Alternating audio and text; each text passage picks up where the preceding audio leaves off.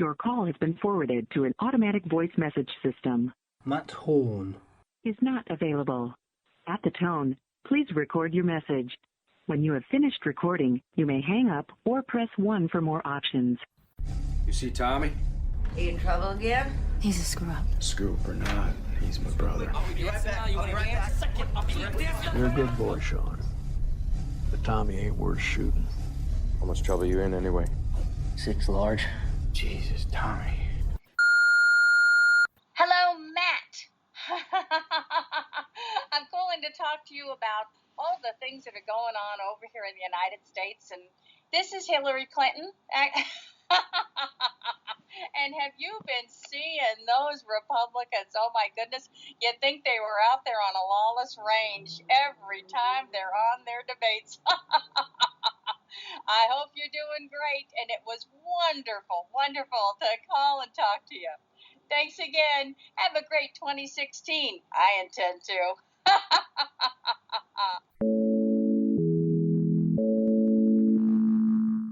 on the line. We've got Aubrey Manning talking to us from the lovely Los Angeles Slate. Yeah. How are you? I'm doing great, thank you. Before we start the interview, there's 2 things I want to touch upon. The first is El Nino, El Reno, El Bino, I don't know what it's called. The big storms we're expecting? Yes. I'm a resident of Seattle, Washington, but I come down to Los Angeles to work because there is no work in Seattle, Washington. And I left there early January, and immediately it started snowing. Then it started sleeting, then heavy fog. It was the Olympics of all weather. When I arrived in Los Angeles, the streets were just underwater. It was just horrendous, and Los Angelinos do not know what to do with rain because they're not used to seeing it. And despite the fact that we are in a drought, we desperately need water, they complain the entire time that it was raining. And then, of course, as soon as it stops raining, then they complain about the drought. It's just cyclical, and I don't know what to do with these people. They're lovely outside of water. And the water in Los Angeles has nowhere to go since everything's concrete. So it doesn't get absorbed by trees and plants, as in most places in the world. It just stays on the road and makes terrible conditions for walking. Well, nobody walks here. Driving, everybody drives here. And the drivers are bad enough as it is without adding water to it. So it's been pretty awful, and we're expecting some more, unfortunately. Part of me wants to go, yes! But then another part of me knows how bad it's been for places here in the UK. It's been no real difference. I thought most Los Angeles use the day after tomorrow as like a survival guide if such weather occurred. Most of the people in Los Angeles are not from Los Angeles, so they come here expecting nice weather. And if it's anything but nice weather, they're not happy because they usually have left places with really harsh weather to get out here. So any change in the sunshine situation is disturbing, and they just can't get anything done otherwise. The second thing is a bit down-y. It's a very emotional part of the podcast, and obviously it's been a reoccurring thing on most of last week's podcasts. Last week we lost 2 great people, David Bowie and, of course, Alan Rickman. Your thoughts on it, Aubrey? As an actor approaching the same age, that terrifies me, and it saddens me that we will not have any more of their creativity, because that's always the worst part of this. I don't grieve for them because I believe that they're in a much better place, but it is a loss to our universe because we're not going to see their creativity any further. But we still have great stuff going on. As a matter of fact, I understand Mr. Bowie's album is number 1, which it would have been anyway, whether he were here or not, because he just changed a generation. And Alan Rickman is one of the all-time great villains. When he did Die Hard, that was just, he was incredible. And then the rest of the work he's done since then, including being in Harry Potter, come on. He brought along a whole new generation along with his talents. And it's always crushing when we lose these giants, but it's part of our evolution. I have a younger son. I have a wonderful son that's always putting 2 and 2 together. And he made the comment that David Bowie was 69, Alan Rickman was 69. They both died of cancer, and the astrological sign for Cancer is 69. And he was born. My son was born as a Cancer. So it's all part of our progression, and nobody's going to ever replace them. So that's kind of a sad thing, but it just means things will change. As an actor, it's a huge loss because I don't have them to set the stage for me any further, and I'll never get a chance to work with them. I mean, I suppose I dislike post-death releases. Obviously, I don't dislike the actual work. I mean, obviously the work's fantastic, but Heath Ledger's a great example of this. When The Dark Knight came out, that was absolutely fantastic. I thought it was one of the weirdest and the most outrageous performances you'd ever see. And it's hard to sort of see what's after death, but then these people like David Bowie and Alan Rickman have got stuff still coming out, and they'll never know, what people thought of it. I think they knew in their life. I mean, they certainly were appreciated in their lifetimes. The actor that I felt never was appreciated in his lifetime was Peter O'Toole. And he had a posthumous piece that was released that actually wasn't the piece that I would like to have been the last one, but it was great that we had it. But being there, I think he, should have definitely been given all the awards he could get because he was a brilliant actor. Sometimes they don't. Cary Grant never got recognized either. So some of our greatest actors have not gotten a statue, but they did have our devotion and our appreciation, and you can't say anything bad about the things that they left behind. And thank goodness we have film and have music. They can just go on. My heavens, John Lennon is still a legend, and my son's generation just can't stop listening to him. So it's not a bad thing, really. Well, podcast. Yes, obviously I've told you how this works. You sort of get the gist of where I'm going with it, don't you? Yeah. For anyone who's never heard this podcast before, this is what happens.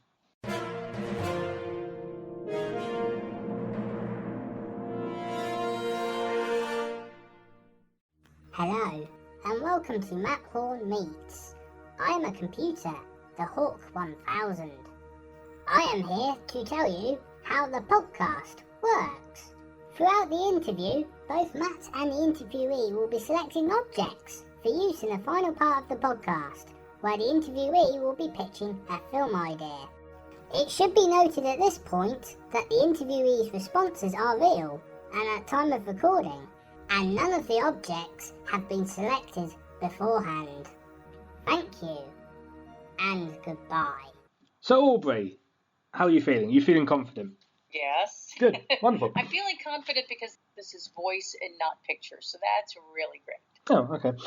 So the first object, this is where we start and kick off. It's got to be a joint decision between myself and you, okay? And the object has to have something to do with your new project, Lawless Range. Mm-hmm. What do you think that object should be? Okay. You just want me to pick an object? It's got to have something to do with Lawless Range. Well, as far as my participation, the most obvious object is a computer. So, obviously, let's talk about Lawless Range, which was released, I believe, on the 9th of January. Right. What's the general plotline surrounding the film? It's about two brothers, and one doesn't seem to have a grasp of right or wrong.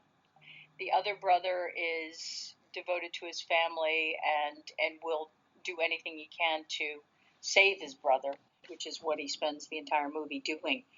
And it's showing the actual destitute lives of some people that live in the middle part of America, that work on the ranches and the farms, and what a very desperate lifestyle that is. And some people take it as good hard work that they use to support their families and their own life, and other people use it as an excuse to turn to other things such as drugs and alcohol, and just ruin their lives as well as everyone else's. So it's very dark. I was basically the only the only smile in the whole film. And thank goodness they let me do that. Beau Bridges was a wonderful addition to the film. He was the executive producer, and he also contributed a couple of smiles. But in the end, he turned out to be a typical businessman, which means he's not giving anything away. Chris Christopherson was absolutely dead on perfect. He is absolutely the part he's playing. So even though he's a name, he disappears. It's a lovely film. It'll leave you wanting the end to be a little different, I thought, because I was very angry with the brother. And I think that's what they wanted. They wanted us to realize there are people out there that they're like psychic vampires. They just suck the life right out of you. And that's the way the older brother was.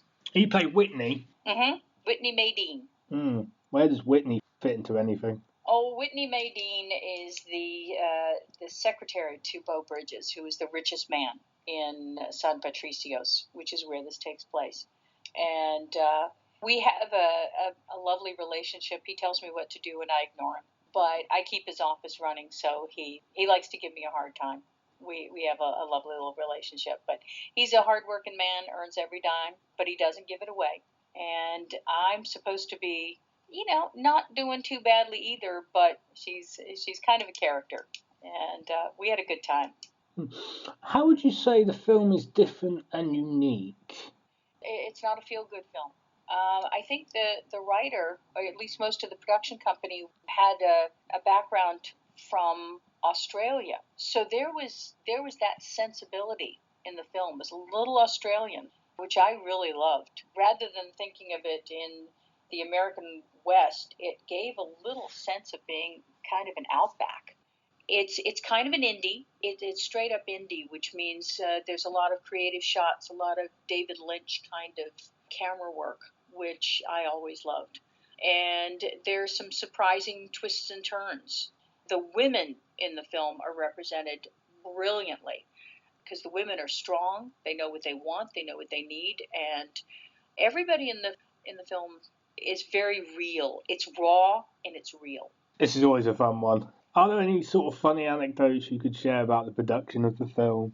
Yeah, in today's world, the younger actors have a tendency to be glued to their phones.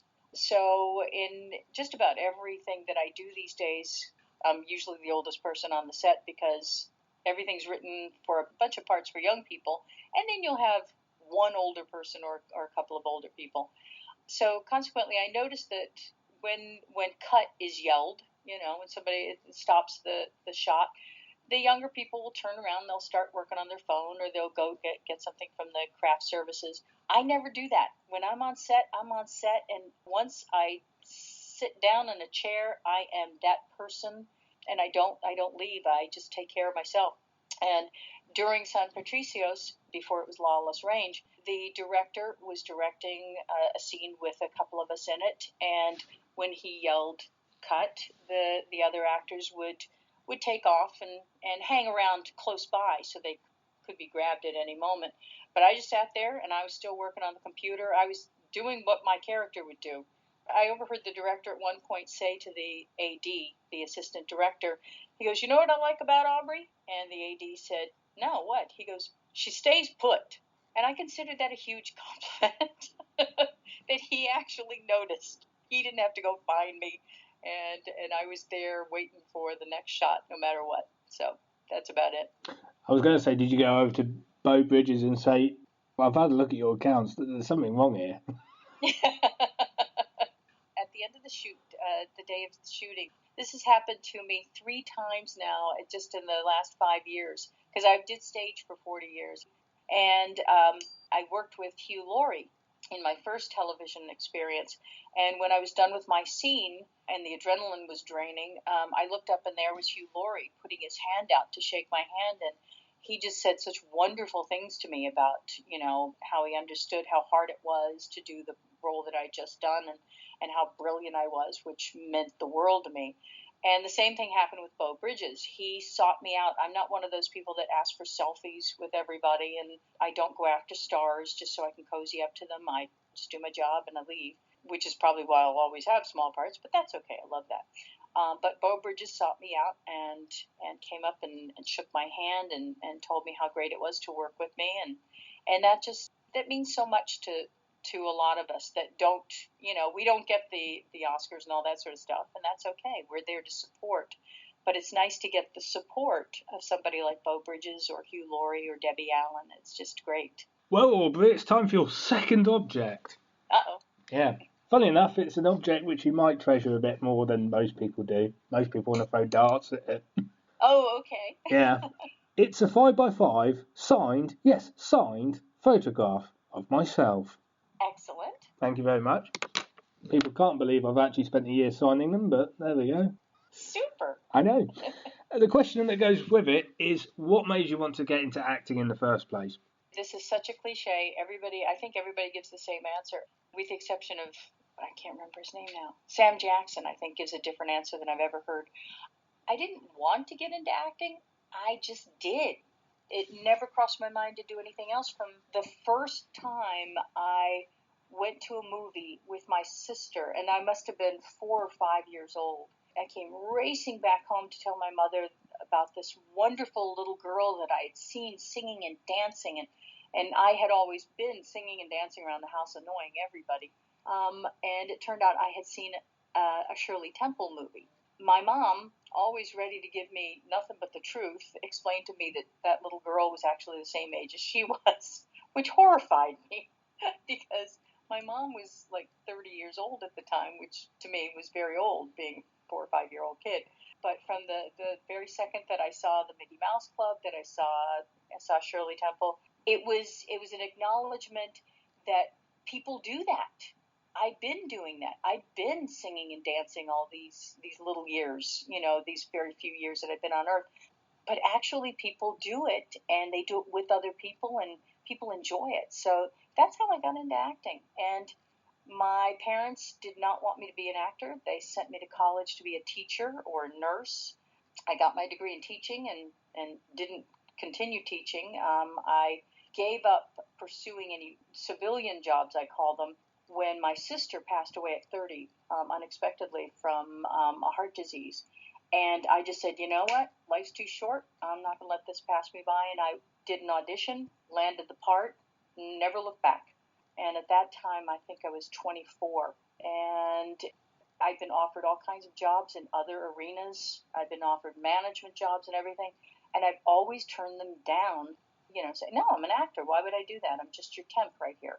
And I don't know that was the smartest thing to do, because now I don't have a pension. I don't have a big house and a big car and all that stuff. But I have a very happy life, and I'm married to an actor, writer, musician.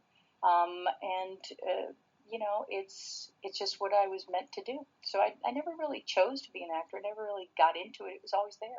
Well, this is the part of the podcast I love, Aubrey. I love it to bits. It's the quickfire round, which isn't a quickfire round, but we're saying it's a quickfire round.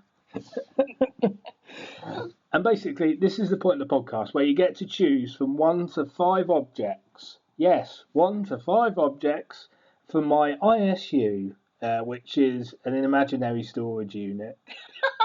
Okay. Which has a brilliant budget. You won't believe. We've got most of Donald Trump's presidential budget in this. I know.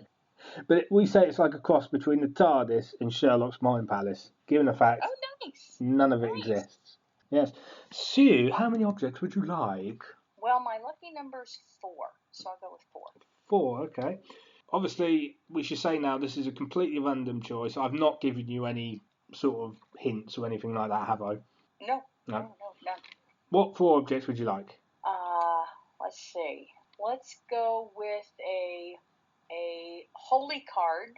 I'm not trying to get on your good side or anything, but I would like the hand that they use in Torchwood to revive people. I know what you mean, though, the gauntlet. Yeah. Note cards and a diamond.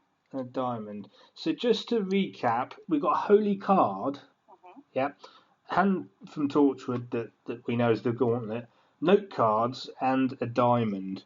Okay. Yeah, okay. So the first question of the quickfire round, which isn't a quickfire round, but obviously we're saying it's a quickfire round, is, if I get your IMDb up, because I saw it and I thought, yeah, we're going to talk about that, is the fact that you have a credit on Conan. It's supposed to be 2 credits, but they just won't get around to putting the second one up there. Obviously, I think the question everybody wants is, what's Conan like? He's a doll. He's very professional, and he's very supportive. When I worked with him, we did a rehearsal, and he was not supposed to be involved with me. He was just going to be standing on stage and talking to me. But he was having such a good time that at the end of our bit, he ran up and joined the bit. As soon as they yelled cut, he threw his arms around me and gave me a huge hug. So I just thought he was wonderful. Your second question is actually not from your IMDb. It's about your theatre work. You've mentioned that you did it for 40 years. Yeah. And now that you're starting doing film and TV, that's been considerably less. Well, I started doing film and TV during the theater stuff, but now I'm committed to film and TV. Film has become like the sideline now. How hard is it to transition from like having a career in the theatre to like a really long career in the theatre to then doing film and TV? The first year was a huge challenge because in Los Angeles, I don't think they do this in Great Britain, but in Los Angeles, all they keep saying is be yourself, be yourself, be yourself. And I said I was trained to be anybody but myself. That's what theater actors do. You know, with a little more exposure to the camera, it became obvious that if you try to do anything but yourself on camera, the camera catches you in a lie. So I understand that. And now I understand why there have been times that I've accused famous actors of they're always themselves. You know, they're not really acting. They are acting. They're creating a character, but through their own eyes. So it was a struggle, and I fought against it, but I finally come around to the belief that you do have to be yourself, unless you're going to put on, products that make you look like someone else, or if you do something like Harry Potter, those are real characters, and the camera loves that kind of thing. But I'm talking about just doing like the movie Brooklyn. If those people tried to be anything outrageous, it wouldn't work. But they were themselves. They told the story with themselves as the template. So it's tough. But I think I finally got it. Third question. A quick fire round, which isn't a quick fire round. Everyone gets the gist by now. You were in a short in 2014 called Madness. Yes. Yeah. If there's one thing in the world that you think is absolutely mad, like it's complete madness, what would you say it is?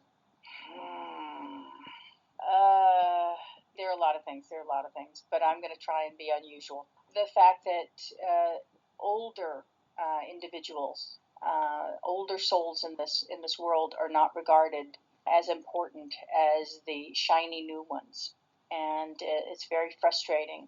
Especially now, it seems that there is a generation that doesn't even bother with history, and that's frightening. That is madness. You can't just ignore what has happened in the past, and I think that's leading to a serious breakdown in societies. So that's kind of dark, kind of grim, But yeah, that's what I consider madness. Very topical as well. Your fourth question. It's getting tense now. This is the question where you can bitch as well. Haven't I been already? Well, okay. It's a two-part question, obviously. It's a two-part question. Which actor has been your favourite to work with and why? You can have multiple ones, by the way, so you're not just picking one.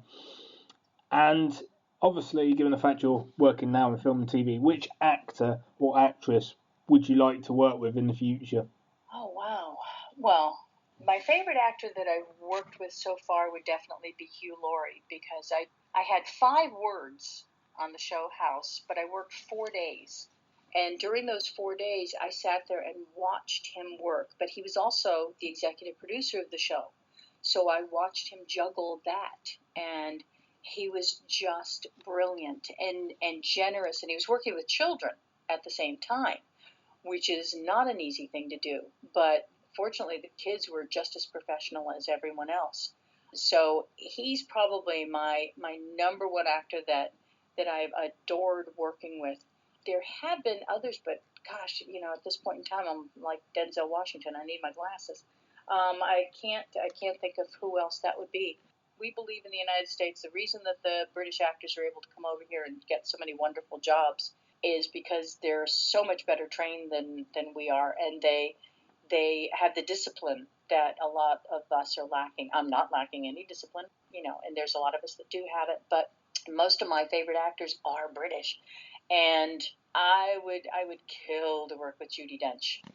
I work in a theater company, and one of the actors, we do comedy shorts, and he's written one this time about James Bond. His first one was about superheroes, and the last one was called Han Goes Solo. It was about the divorce of Han Solo and Princess Leia. It was hilarious. This one is called 00SHIT, and it's about James Bond, and they have the part of M. And he asked to have me read the part of M, and I thought I'd died and gone to heaven. But the powers that be decided to replace me with a gorgeous young woman that does a great job with the part. But I was just devastated that I didn't get to follow in Judi Dench's footsteps by playing M. But I have every episode of As Time Goes By and A Fine Romance. She can do television, she can do film. I just recently saw her in A Winter's Tale, which was outrageous. It was so wonderful. Just to add to the list of actors that I love to work with, I just saw Brooklyn, and there was a Q&A with Ms. Ronan. I'm not going to destroy her first name, but she gave so many wonderful insights into what she does as an actor. You'd think in my life I would have heard them all, but she reminded me of something so simple and so perfect, and I used it the next day in an audition, and I got a call back for the film. I couldn't make it to the callback, and they still put me on the list to be considered for the part. They haven't made up their minds. So even without the callback, using the information that I'd gotten from her that night, managed to get me all the way through, and I'm on the top of the list for the part. So I think I would love to work with her because she is a special young woman. I'm hoping she gets the Oscar. I know if I could vote, I would be voting for her, probably voting for it as many times as I could steal votes. This is the part of the podcast I generally dislike. Uh-oh. Because I never know what's going to come. But this is the part of the podcast which is called Ask Matt Anything. Oh, okay. And this is the part of the podcast which basically flips my role as interviewer onto Aubrey, where she can ask me a question which isn't basically, how did you get into this? What do you do in your spare time? And have you ever got into acting? What size shoe do you wear? 9. 9. Is that British or American? British. British, okay. You know what they say about shoe sizes, Aubrey, don't you? That's why I asked it. Yeah. Yeah. Big shoe, big ego. There you go. Absolutely. Oh, dear. Dear me. But yes, this is the part of the thing called the improv bit. To recap, we've got a computer, Aubrey. We've got a 5x5 signed photograph of myself, a holy card, a hand of torchwood. That's a funny thing. I'm not sure if you noticed, Aubrey, but did you notice that if you rearrange the word torchwood, you get Doctor Who? As a matter of fact, I didn't tell you. I worked with the son of one of the very first companions to Doctor Who. I did a bit on How to Get Away with Murder. And one of the first companions, I think it's a gentleman, it's his son. And he's one of the stars of How to Get Away with Murder. I'm going to have a look now. Yeah, but I didn't bug him with that. I didn't talk to him much, so I didn't want to make him feel uncomfortable. There's quite a lot of people in this. Oh, yeah. Actually, the one that I used in San Patricio's Lawless Range, I think was a DOS computer. But it's okay. All I was supposed to be doing was playing solitaire, which I'd never done before. I had to teach myself the night before so I'd know what my hand should be doing.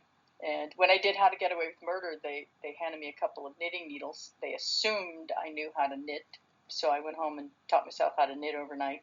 And where do you get the cast and crew of these things? IMDb. Oh, there it is. It's Alfred Enoch. Right. Is he the son of then? I wonder. Well, let's see if we click on him, it should say he was born in 1988. He's a baby. William Russell, of course. Yes, William Russell, who played Ian. Mm-hmm. Ian in the original black and white Doctor Who's. There you go. Some trivia there for anyone interested. I'm like 2 degrees from Doctor Who or something like that. So to recap, computer 5x5 signed picture of me, the holy card, the hand of Torchwood, note cards, and a diamond. All very good objects, Aubrey. This is where it all gets difficult now. With those objects, you've got to pitch to me an idea for a 5 to 10 minute short film featuring Hugh Laurie and Dame Judi Dench. Oh my gosh. No, this is not nice. All right. This is a love story. Actors in their golden years. Sometimes we, rather than golden years, we like to call them their diamond years. And it'll be set in a computer lab is where they're going to meet.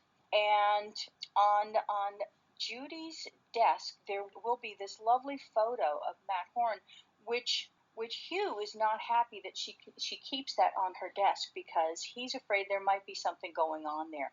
So he comes to Judy to plead his case, to try and win her over, to make sure that he is her number one. And he can't really keep his thoughts straight because he's so nervous, so he has to resort to using note cards.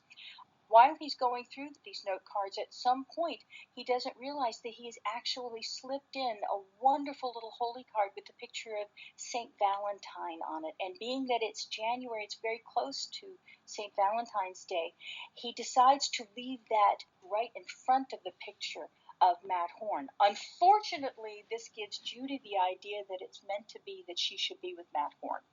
So she ends up falling for him. Hugh Laurie gets so upset that he kills Matt Horn and is quite distraught about it because he realizes now he's hurt Judy, and that was the last thing he wanted to do. So he goes to Torchwood, asks if he can please borrow the gauntlet that they have used. He brings Matt back so that Matt has 2 minutes to tell Judy that he doesn't really know why she loves him, but he's always loved her, and Judy gets to express her love for him. The gauntlet then releases Matt to the atmosphere so that he can go on with his afterlife, and Hugh and Judy hug and kiss, and he tosses his note cards in the air in celebration. There you go. Have you got a title for the film? I can't think of anything. This is terrible. I'm usually good at this stuff. Let's go with Lawless Love. It's not as good as mine. I thought mine was better. No, I'm sure it's not. What did you have? Bondage. That's perfect. I love it. Excellent. I think a load of people are going to think it's a bit 50 Shades. But that's not the kind of thing we want to associate with one of the best dames in the UK at the minute. Please, no, don't even bring that into my arena there. Anyway, because you've been such a trooper, Aubrey, you now get a chance, a 1 minute plug, to plug Lawless Range and anything you've got coming up. Lawless Range is a wonderful film. We don't know when it's going to be released. It could be any time in the next year. We shot that back in, I think, 2014, so it's taken quite a while, and they're still working on it. In the meantime, I have a wonderful friend that is a writer, and I like to give her a shot every now and then. Her name is Karin Bishop, Karin Bishop, and she writes some wonderful books on Amazon that I love reading, and I'm hoping to get one of them sold. There's one in particular that I'm hoping we can get sold and made, and I can have a big part in it, I hope. Aw, you devoted about half of that to your writing friend. That's quite sweet, I thought.